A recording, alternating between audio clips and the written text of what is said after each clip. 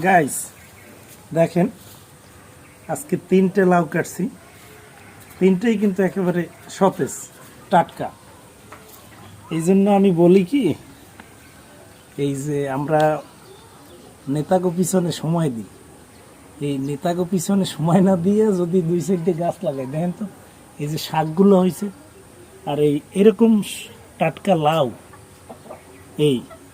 এই জন্য আমি বলি যে আসলে আমরা বাসার আশেপাশে 2 সাইডে গাছ লাগান, টাটকা টাটকা সবজি খান, নিজেরও ভালো হইবে, দেশেরও ভালো হইবে। এতই আপনারা করেন কি, একটা সিঙ্গারা, একটা সমোসা আর একটা কোকা কোলা না জানি প্রাণাপ এই খাওয়ার লাগিয়ে একটা দিন ব্যয় করেন।